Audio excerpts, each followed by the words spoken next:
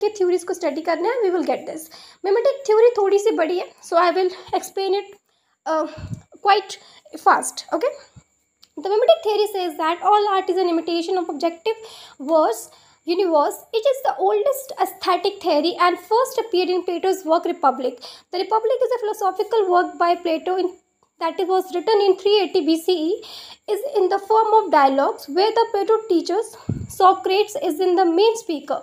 It is about justice, ideal state, education and different types of government, etc.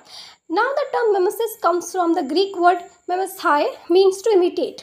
To understand the mimesis theory, we need to consider views of different writers from the classical times to 18th century romantic poets. Let's begin with classical writers. Okay, so let me explain it in quite simple way. Mimetic theory क्या है? Mimetic theory जो universe element से related है।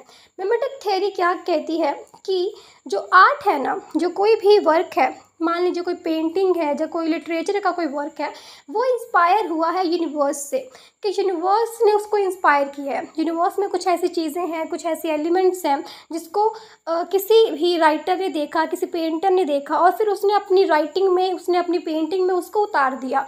तो basically उसने क्या करा, उसने इंस्पिरेशन कहाँ से ली? उसने यूनिवर्स से इंस्पिरेशन ली। यूनिवर्स ने उसको इंस्पायर किया, उसको ऑब्जेक्ट, उसको वो क्या टॉपिक बोलते हैं ना, टॉपिक लिखने के लिए, टॉपिक पेंट करने के लिए एक एक एक ढांचा किसने दिया? तो वो यूनिवर्स ने दिया। ये चीज़ है। और इसका सबसे पहले जिक्र मिमेसिस थ्योरी का कहाँ पे आया था? तो एक वर्क है प्लेटो का। प्लेटो एक ग्रीक राइटर है। हमने 3 एंशिएंट राइटर्स को स्टडी करना है। एक है प्लेटो, एक है सोक्रेट्स और एक है एरिस्टोटल।